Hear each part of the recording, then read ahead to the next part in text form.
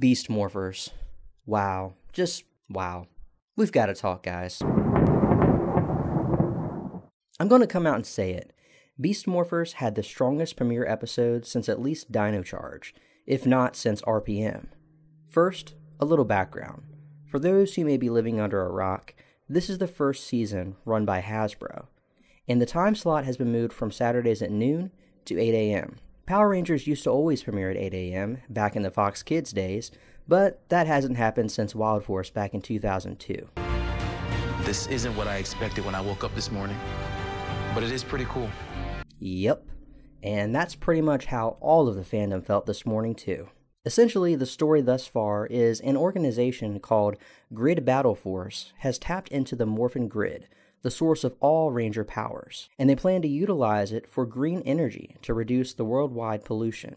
The first test of this program is happening in the city of Coral Harbor, but the town mayor isn't very happy about it. That's exactly what I'm afraid of. It seems that the mayor thinks what we're doing is a mistake. A huge mistake. Since before you were born, every monster out there in every dimension, from Rita Repulsa to Sledge and Galvanax, they've all wanted to take the Rangers' power and rule the universe. And now that you've wrapped it up with a ribbon, some evil mind will try to take it again. And when they come, this place, Grid Battle Force, won't be able to stop them. Wise words, dude. And I totally love that line, by the way.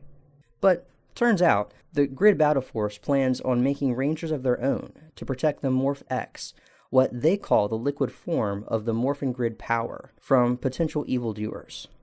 By the way, is this the same set of tables the Legacy Rangers were on in the 25th anniversary episode? Anyways, the introduction scene of this episode gave me some flashbacks to the very first episode of Mighty Morphin. The whole starting out in a gym scene with the supposed Red Ranger teaching a karate class. I say supposed because we find out later that this guy was supposed to become the Red Ranger, but that didn't exactly go as planned.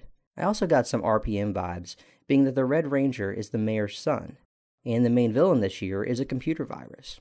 Time Force flashbacks set in when the Red Ranger's father was lecturing him inside of the limo about making something of his life. Then the whole scene with the mayor's son sneaking into the Grid Battle Force office also gave me some Lost Galaxy flashbacks with how Leo, the Red Ranger, snuck into Terra Venture in that premiere episode.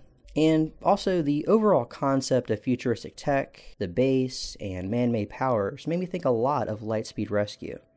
I say all of that to say that this premiere used a lot of elements from some of the more fan-favorite seasons utilized in the past, and it played out really well. A total breath of fresh air from, like, all of the Neo Saban era teams being teenagers in high school for the past 8 years. They also did something totally unexpected and different. Right from the get-go, the original candidates chosen by Grid Battle Force to become the Yellow and Red Rangers get infected with a computer virus and pass out, with evil clones of them becoming the Villain Rangers. That was pretty cool, and I wasn't expecting that. One of the laundry girls at Battle Force and the mayor's son, as previously mentioned, eventually become the replacement Yellow and Red Rangers. We got a pretty well choreographed fight of the unmorphed Rangers against the new villains, and no Japanese footage was used for this episode. The interesting thing to note about this episode is that most of the producers, writers, directors, and special effects staff behind this were all the same crew from the past several seasons. But this episode felt so different. It felt like the stuff that we got at the end of the original Saban era and the things that we saw during the Disney era. Basically, Power Rangers at its best. What changed? As far as we know, the only change is that Hasbro now owns the show. So, did they give the team a little more creative freedom? Or maybe some more time to flesh things out and a bigger budget? Maybe it was both. Who knows? But I can confidently say that whatever it was, it worked well for this episode, and I'm anxious to see how the rest of the season turns out. Dino Charge also started on a high note, but by the time the series ended, we ended up with a mess where dinosaurs never went extinct and the entire continuity built from the very first Power Rangers episode was essentially unwritten. Well, until fan backlash later convinced the show writers to fix this mistake in Ninja Steel, bringing the Dino Charge villain Sledge back for a cameo that confirmed that Dino Charge was an entirely different dimension than all the other seasons, just like RPM was. What dimension is this? Wrench, run a scan for energems. There's nothing, Master Sledge. Then we are in a different universe! Therefore, fixing the mistake. So, let's wait and see. What we'll be telling is how things are once we're about 5 episodes in and they get to the generic Monster of the Day episodes. Will they continue to use these episodes to develop the characters, like RPM did? Or will they be simple filler episodes? Character development, the script, and acting were all top-notch in this episode, and well thought out. You really felt for the characters. Some fans have argued, and I tend to agree, that we got more character development in this very first episode than we did for all of Ninja Steel, which is a shame because they were good actors, but hardly got a chance to really shine. Are you excited to see more of Beast Morphers?